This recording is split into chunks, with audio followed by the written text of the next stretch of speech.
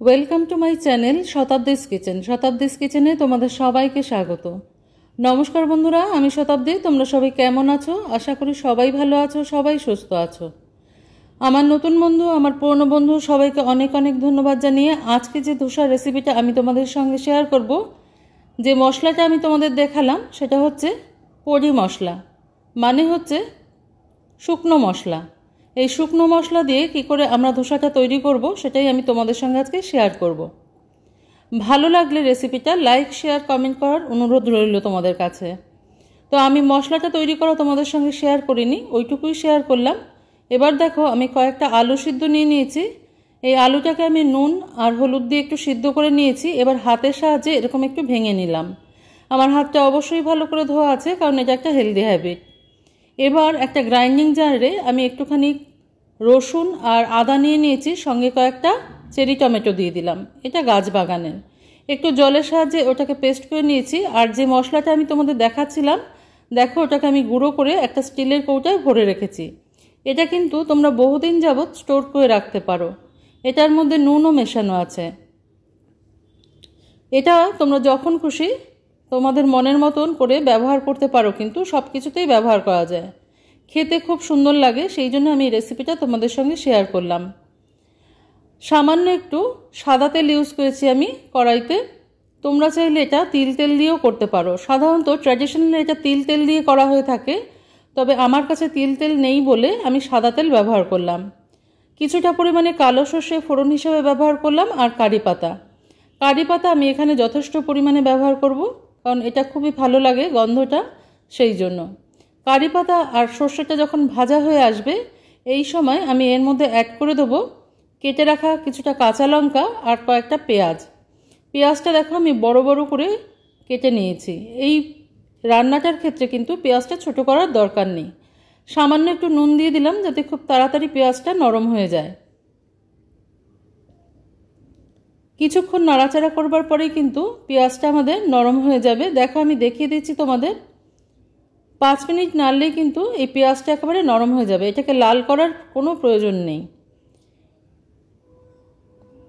তো পেঁয়াজটার সঙ্গে এগুলো আমি ভাজতে ভাজতে এর মধ্যে দিয়ে দেবো যে আদা রসুনের পেস্টটা আমি তৈরি করে রেখেছিলাম, সেই আদা রসুন পেস্টটা। তার আগে একটুখানি হলুদ দিয়ে দিলাম যাতে রঙটা সুন্দর আসে।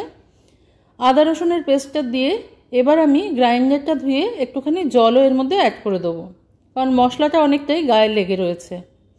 তো সেই জলটাও আমি অ্যাড করে দিলাম। এবার এটাকে নাড়িয়ে চাড়িয়ে দেখো আমি কষিয়ে নিয়েছি ভালো করে। যতক্ষণ না পর্যন্ত আদা রসুনের কাঁচা গন্ধ যাবে ততক্ষণ পর্যন্ত কষিয়ে নিতে হবে। এবার আমি সিদ্ধ করে রাখা আলুটা এর মধ্যে দিয়ে দিলাম। খুব বেশি ভাঙবে না, এটাকে কিন্তু আধ ভাঙা করে নিলেই হবে। হাত দিয়ে একটুখানি ভেঙে নিলে হবে, যেরকম আমি করলাম। এবার আমি এর মধ্যে পডি মশলাটা দিয়ে দেবো। এই পদি মশলাটা হচ্ছে শুকনো মশলা। সাউথ ইন্ডিয়ান খাবারে এটাকে ব্যবহার করা হয়। সাউথ ইন্ডিয়ান ধোসা যদি কেউ কোনো দিন খেয়ে থাকো, তাহলে এই রকম মশলা কিন্তু ওরা শুকনো অবস্থায় ইডলি বা ধোসার সঙ্গে দিয়ে থাকে। সামান্য একটু জল আমি অ্যাড করে দিলাম এর মধ্যে, যাতে মশলাটা আলুর মধ্যে একেবারে মিশে যায়।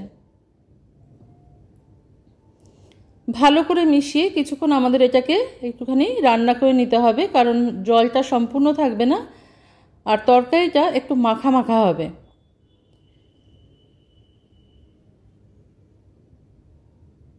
এবার আমি কিছুটা দেখো ভাজা বাদাম ছড়িয়ে দিলাম। এটা অপশনাল, তোমাদের ইচ্ছা করলে দেবে, না ইচ্ছা করলে দিতে হবে না, দেবার কোনো প্রয়োজন নেই। এটা দিয়েও আমি নাড়িয়ে চাড়িয়ে তরকারিটা কিন্তু আমার হয়ে গেছে। এবার এটাকে আমি সরিয়ে রাখবো এক পাশে। যদি কেউ কখনো না খেয়ে থাকো, আমি যেহেতু শুকনো মশলার রেসিপিটা শেয়ার করিনি তোমাদের সাথে, তোমরা কেউ চাইলে আমি শেয়ার করে দিতে পারি। এবার আমি একটা ধোসা ভাজার জন্য চাটু গরম করে নিলাম। ধোসা ব্যাটারটা আমার রেডি আছে। এর মধ্যে নুন আর গোটা জিরা আমি দিয়ে নিয়েছি। ধোসার রেসিপি আমার চ্যানেলে আছে, চাইলে কেউ ভিজিট করে নিতে পারো কীভাবে ধোসা ব্যাটার তৈরি করতে হয়। তো সামান্য একটু তেল দিয়ে আমি এটাকে একটুখানি পুছে নেব প্রথমে। ধোসাটা কিন্তু আমাদের অবশ্যই হাই হিটে করতে হবে, ফ্লেমটাকে কখনো কিন্তু লো করতে পারবে না। চাটুটা খুব ভালো করে গরম করে একটু তেল দিয়ে পুছে নিলাম আমি।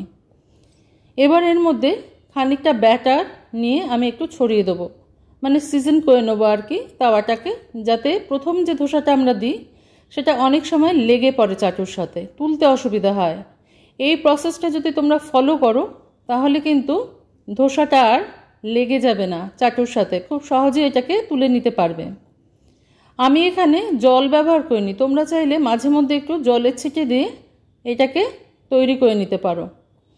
আমি এখানে একটা ন্যাপকিন দিয়ে পুছে নিয়েছি, তোমরা চাইলে বেগুনের যে মাথার অংশটা থাকে, মুখের অংশটা, সেই অংশটা দিয়ে বা পেঁয়াজের যে মুখের অংশটা থাকে সেটা দিয়েও কিন্তু তেলটা স্প্রেড করে নিতে পারো। এবার আমি এই চাটুটাকে খুব ভালো করে পরিষ্কার করে নেব, না হলে কিন্তু যেই অংশগুলোতে দেখো লেগে রয়েছে সেই অংশগুলোতে কিন্তু ধোসাটা দিলে লেগে যাওয়ার একটা সম্ভাবনা থাকবে, সেই জন্য এটাকে খুব ভালো করে পরিষ্কার করে নিতে হবে। এখন আর আমি কোনো তেল বা জল কিছুর ইউজ করব না, ডাইরেক্ট আমি ব্যাটারটা দিয়ে এটাকে ভেজে নেব। এরকম গোল হাতা তো সবার ঘরেই থাকে, তো এই গোল হাতাটা দিয়ে আমি কিন্তু ছড়িয়ে ধোসাটাকে তৈরি করে নেব। ফ্লেমটাকে অবশ্যই হাইতে রাখবে, হাইতে না রাখলে কিন্তু ধোসাটা নেতিয়ে পড়বে। উপর থেকে কিছুটা পদি মশলা আমি ছড়িয়ে দিলাম। এটা কিন্তু খেতে অসাধারণ হয় বন্ধুরা, একবার অবশ্যই ট্রাই করবে বাড়িতে, খুব সুন্দর হয় খেতে। তো কিছুটা মশলা দিয়ে আমি এটাকে সামান্য একটু তেল দিয়ে প্রয়োজন মতন দেবে, সামান্য যেরকম লাগবে, যার যেরকম মনে হবে। যদি কেউ তৈরি করো, তেলটা চারপাশ দিয়ে ছড়িয়ে দিয়ে এটাকে আমাদের কিন্তু একেবারে লাল করে ভেজে নিতে হবে। একেবারে কড়কড়া হয়ে যাবে এটা ভাজলে পরে, তোমরা নিজেরা করলে নিজেরাই বুঝতে পারবে। ভিডিওতে তো সম্পূর্ণ দেখানোটা সম্ভব হয় না, কারণ সম্পূর্ণটা দেখাতে গেলে কিন্তু অনেক বড় হয়ে যায় ভিডিওটা। দেখো এটা কিন্তু হয়ে গেছে আর নিজের থেকে উঠে আসছে, এটা কোনো কষ্ট করতে হবে না তোমাদের, নিজের থেকেই হয়ে গেলে উঠে আসবে এরকম। তো ভালো করে একটা পাশ সেঁকে নিয়ে আমি অপর পাশটাও সেঁকে নেব। এটা খুব ক্রিস্পি হয় ধোসাটা, যারা ক্রিস্পি ধোসা খেতে ভালোবাসো তাদের জন্য কিন্তু একেবারে পারফেক্ট রেসিপি। তো কখনো এই পডি মশলা দিয়ে তোমরা কিন্তু ধোসা করে খেতে পারো, ইডলিতেও খাওয়া হয়, সেটাও অবশ্যই তোমরা তৈরি করে ঘরে রেখে দিলে, ইডলি তৈরি করলে তার মধ্যে ছড়িয়েও খেতে পারো, খুব ভালো লাগে, গন্ধটা খুব সুন্দর আসে। অনেক রকম মশলার ব্যবহার করা হয় ওতে, আর বিশেষ করে ডাল, বিভিন্ন রকমের ডাল, নারকেল, তিল এসব দিয়ে তৈরি করা হয়। যাই হোক, ওটা যদি কাউ জানার ইচ্ছা থাকে আমাকে কমেন্ট বক্সে অবশ্যই কমেন্ট করে জানাবে, আমি তোমাদের দেখিয়ে দিতে পারি। এবার দেখো এই ধোসাটা কিন্তু আমার ভাজা হয়ে গেছে, এটাকে আমি তুলে নিলাম। এইভাবে আমি সমস্ত ধোসাগুলো কিন্তু ভেজে নেব। আমি এখানে তোমাদের সঙ্গে দুটো ধোসা শেয়ার করলাম, দুখানা আমি ভেজে দেখালাম তোমাদের কি করে আমি ভাজছি। তো দেখো সবগুলোই আমার কিন্তু এইভাবে ভাজা হয়ে যাবে। আর এটাকে আমি সার্ভ করে নেব যে আলুর তরকারিটা করেছিলাম সেই আলুর তরকারি। আর এখানে আমি টক দই নিয়ে নিয়েছি, টক দইয়ের উপরে কিছুটা ওই পডি মশলা ছড়িয়ে দিয়েছি। তোমরা চাইলে চাটনি, সাম্বার যে কোনো কিছুর সাহায্যে খেতে পারো। আমি এখানে সাম্বার তৈরি করিনি, সেই জন্য আমি টক দইয়ের সাথে সার্ভ করেছি। তোমাদের আমি একটা দেখিয়ে দিচ্ছি যে এটা কতটা ক্রিস্পি হয়েছে, হাতের সাহায্যে রোল করলে কিন্তু এটা রোল হয়ে যাবে। আজকে তাহলে এই পর্যন্তই বন্ধুরা, দেখা হচ্ছে পরের দিন অন্য কোনো রেসিপি নিয়ে তোমাদের সঙ্গে। তোমরা সবাই ভালো থেকো, সুস্থ থেকো। নতুন বন্ধু থাকলে, সাবস্ক্রাইব করবার ইচ্ছা থাকলে সাবস্ক্রাইব করে পাশে চলে আসতে পারো বন্ধু হিসাবে।